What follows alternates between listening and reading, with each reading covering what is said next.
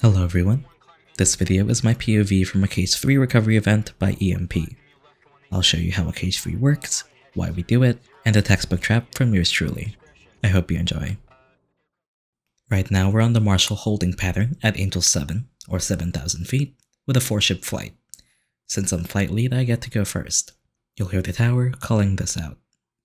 Bravo 1-5, flight of 4, continue your Marshal. Once you've lined up with the final course, you're cleared your CV1 approach.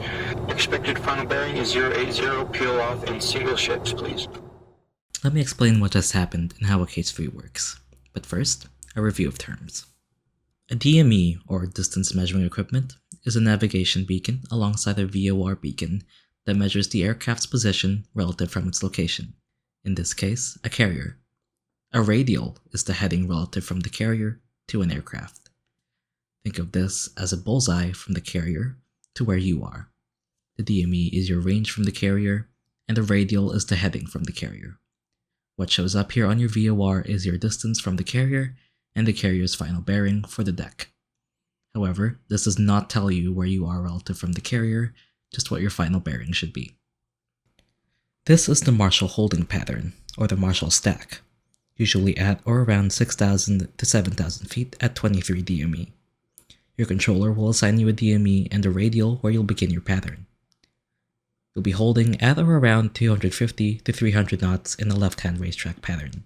Once established, and you're given the clearance, you'll peel off the stack once you're in the upwind at around 21 DME, at a shallow descent of 4,000 feet per minute, which you can see here on the VSI. While descending, maintain your ILS course on your VOR until you're at 2,000 feet, which is what we call the platform, and you'll say platform to the controller. This is where we'll start our CV1 approach. The platform can change depending on the visibility. Usually it's 5,000 feet, but due to the weather here, we've lowered it down to 2,000. Maintain this altitude until 10 DME. You'll say see you at 10 to the controller, and this is where you'll descend to 1,200 feet, keeping a good speed of 250 knots at a descent of 2,000 feet per minute. At 8 DME, you'll want to dirty up. Gear down, flaps down, hook down. At this point, there is no speed restriction, and you want to start slowing down to 210 to 180 knots while keeping an eye on your VOR, or needles.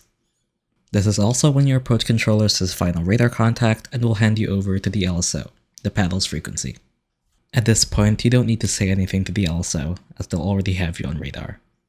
6 DME is when you'll begin your descent from 1,200 feet to 800 feet. At around 3 DME, you'll intercept the glide slope, the ball. When your ball is visible, you can ignore your ILS and go visual on the ball. On the quarter-mile final, call the ball. If not visible, say Clara or no joy. Now that we know how a Case 3 works, let's look at this from my POV.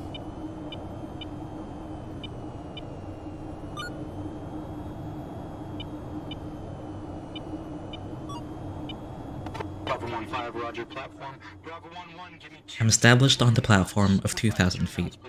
Here I'm keeping an eye on my needles and adjusting my position as follows. If the needle is to the right, I have to go right. If it's to the left, I have to go left. At around 16 DME, I've got plenty of time still. Can adjust my position a little bit more. I'm still not quite on the glide path, but that's okay. Keeping my speed, keeping my altitude, everything's all good.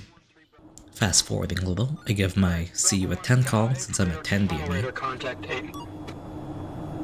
Bravo 1-5, final radar contact over paddles 2-8 forward. Human Marshal pushes me over to the LSO at 8 DME.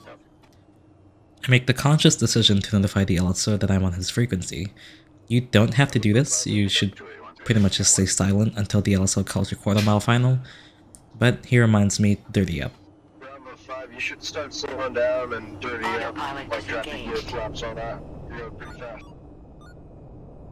Which I do, and I'm a little fast on approach, and I adjust for this accordingly. A little bit low, a little high, adjusting.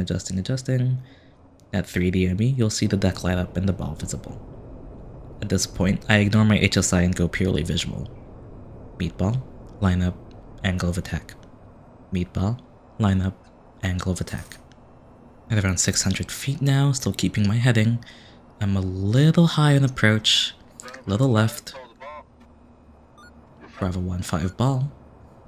I'm a little fast here as you can see, but I slow down a little bit too much. 160 knots, should be around 170 now, a little bit high. That's okay, a little more power.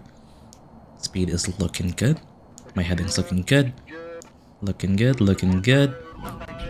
Boom. Trap. Wings up. Flaps up. Hook up. Textbook trap. And that's all there is to a case 3. Hope you enjoyed, and I hope you've learned something.